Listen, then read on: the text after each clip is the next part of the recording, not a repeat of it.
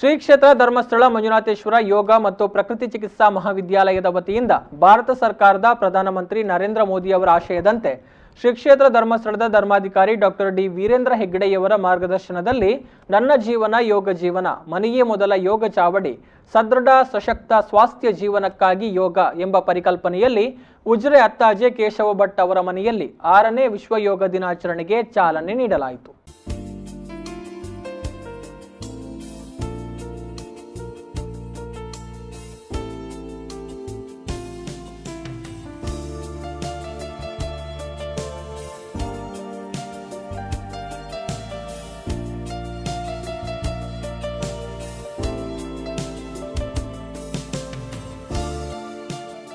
ಈ ಬಗ್ಗೆ ಮಾತನಾಡಿದ ಶ್ರೀ ಕ್ಷೇತ್ರ ಧರ್ಮಸ್ಥಳದ ಧರ್ಮಾಧಿಕಾರಿ ಡಾಕ್ಟರ್ ಡಿ ವೀರೇಂದ್ರ ಹೆಗ್ಗಡೆಯವರು ಜೂನ್ 21ರಂದು ವಿಶ್ವ ಯೋಗ ದಿನಾಚರಣೆಯನ್ನು ಆಚರಿಸಲಾಗ್ತಾ ಇದೆ.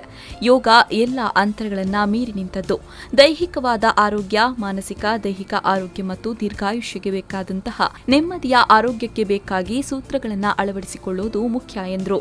ಈ ಹಿಂದೆ ಆಧ್ಯಾತ್ಮ, ಯೋಗ ಮತ್ತಿತರ ನಮ್ಮ ಧಾರ್ಮಿಕ ವಿಚಾರಗಳನ್ನು ಗೊಡ್ಡು ನಂಬಿಕೆಗಳು, ಗೊಡ್ಡು ಸಂಪ್ರದಾಯಗಳು ಮತ್ತು ಅಸಾಂಪ್ರದಾಯಿಕವಾದಂಥ ಕೆಲವು ವಿಚಾರಗಳು ಅಂತ ಹೇಳಿ ಅದನ್ನು ಮೂಲೆಗಟ್ಟಿದ್ದನ್ನು ಮಾನ್ಯ ಪ್ರಧಾನಮಂತ್ರಿಗಳಾದ ಶ್ರೀ ನರೇಂದ್ರ ಮೋದಿಜಿಯವರು ವಿಶ್ವಮಾನ್ಯತೆಯನ್ನು ತಂದುಕೊಟ್ಟಿದ್ದಾರೆ.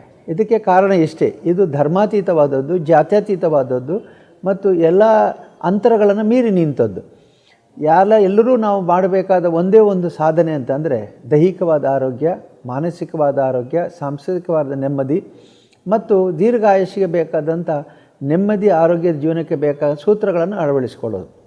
ಹಾಗಾಗಿ ವಿಶ್ವಾದ್ಯಂತ ಯೋಗವನ್ನು ಇವತ್ತು ಎಲ್ಲ ದೇಶಗಳು ವಿಶೇಷವಾಗಿ ಏನೂ ಅದನ್ನು ಒಪ್ಕೊಂಡಿದ್ರೆ ಅದಕ್ಕೆ ಕಾರಣ ಇದು ಯಾವುದೋ ಒಂದು ಧರ್ಮದ ಸಂಪ್ರದಾಯದ ಹಿನ್ನೆಲೆಯಲ್ಲಿ ಬಂದದ್ದಲ್ಲ, ಬದಲಾಗಿ ವಿಶ್ವಮಾನ್ಯತೆಯನ್ನು ಪಡೆದಂಥ ಸರ್ವೇ ಜನ ಸುಖಿನೋ ಭವತು ಅನ್ನೋ ತತ್ವದಿಂದ ಇದು ಹೊರಟಿದೆ ಅನ್ನುವುದಾದ. ಹಾಗಾಗಿ ನಾವೆಲ್ಲರೂ ಈ ವರ್ಷ ಸಾಮೂಹಿಕವಾಗಿ ಯೋಗಾಭ್ಯಾಸವನ್ನು ಮಾಡುವಂತಿಲ್ಲ.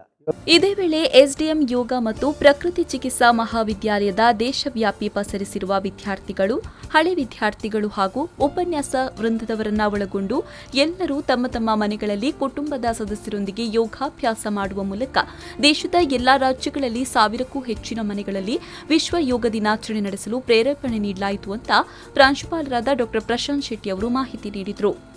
ಯಾವ ಸಭೆ ಸಮಾರಂಭಗಳಿಲ್ಲದೆ ಮನೆಯಲ್ಲೇ ಯೋಗ ಮಾಡಿ ಅಂತ, ಯೋಗ ಬಿಗಿನ್ಸ್ ಅಟ್ ಹೋಮ್ ಅಂತ ಹೇಳಿದ್ರೆ ಯೋಗ ಅಭ್ಯಾಸವನ್ನು ಮನೆಯಲ್ಲೇ ಮಾಡಿ ನಿಮ್ಮ ಕುಟುಂಬದ ಜೊತೆ ನಿಮ್ಮ ಮನೆಯಲ್ಲೇ ಮಾಡಿಕೊಂಡು ಅದರ ಒಂದು ಬೆನಿಫಿಟನ್ನು, ಅದರ ಉಪಯೋಗವನ್ನು ಅರಿಯಿರಿ ಅಂತ. ಯಾಕಂತಂದರೆ ಇಷ್ಟು ದಿನ ಯೋಗ ಗುರುಗಳು ಹಾಗೂ ಯೋಗ ವೈದ್ಯರು ಬೇರೆ ಬೇರೆ ಕಡೆಯಲ್ಲಿ ದೊಡ್ಡ ಸಭೆಗಳನ್ನು ಆಯೋಜಿಸಿ, ಶಿಬಿರವನ್ನು ಆಯೋಜಿಸಿ ಲಕ್ಷಾಂತರ ಜನರಿಗೆ ಯೋಗವನ್ನು ಮಾಡ್ತಿದ್ರು. ಆದರೆ ಈ ಸರಿ ಕೋವಿಡ್-19 ಅನ್ನುವಂಥ ಮಹಾಮಾರಿಯಿಂದ ಇದು ಸಾಧ್ಯವಾಗದ ಹಿನ್ನೆಲೆಯಲ್ಲಿ ಮಾನ್ಯ ಪ್ರಧಾನಮಂತ್ರಿಗಳು ಆಯುಷ್ ಮಂತ್ರಾಲಯದ ಮೂಲಕವಾಗಿ ಈ ಒಂದು ಥೀಮನ್ನು ಕರೆ ಕೊಟ್ಟರು. ಸೊ ಅದರ ಪ್ರಕಾರ ಇವತ್ತು ನಮ್ಮ ಸಂಸ್ಥೆಯಿಂದ ಸಾಧಾರಣ 40,000 ಮನೆಗಳಲ್ಲಿ ನಮ್ಮ ವಿದ್ಯಾರ್ಥಿಗಳು, ನಮ್ಮಲ್ಲಿ ಚಿಕಿತ್ಸೆ ಪಡೆದಂಥ ಸಾಧಕರು ಹಾಗೂ ನಮ್ಮ ಯೋಗ ಮತ್ತು ನೈತಿಕ ಶಿಕ್ಷಣ ಯೋಜನೆಯ ಶಿಬಿರಾರ್ಥಿಗಳು ಎಲ್ಲರೂ ಸಾಧಾರಣ 40,000 ಮನೆಗಳಲ್ಲಿ ಇವತ್ತು ಯೋಗ ಅಭ್ಯಾಸವನ್ನು, ಅದೇ ರೀತಿ ಈ ರೀತಿಯಾಗಿ ಯೋಗೋತ್ಸವವನ್ನು ಇವತ್ತು ನಡೆಸ್ತಾ ಇದ್ದೇವೆ. ಉಜಿರೆ ಕೇಶವ ಭಟ್ ಅತ್ತಾಜಿ ಅವರ ಮನೆಯಲ್ಲಿ ಸಾಂಕೇತಿಕವಾಗಿ ಯೋಗ ಪ್ರದರ್ಶಿಸಲಾಯಿತು.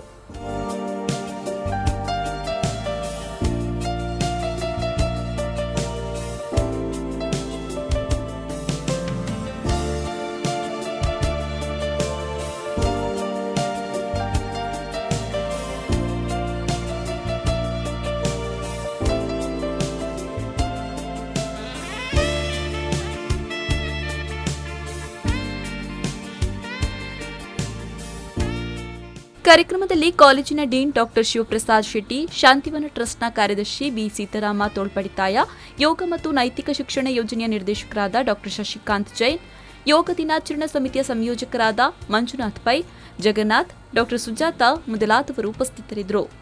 ಬ್ಯೂರೋ ರಿಪೋರ್ಟ್, ವಿ4 ನ್ಯೂಸ್ 24/7 ಧರ್ಮಸ್ಥಳ.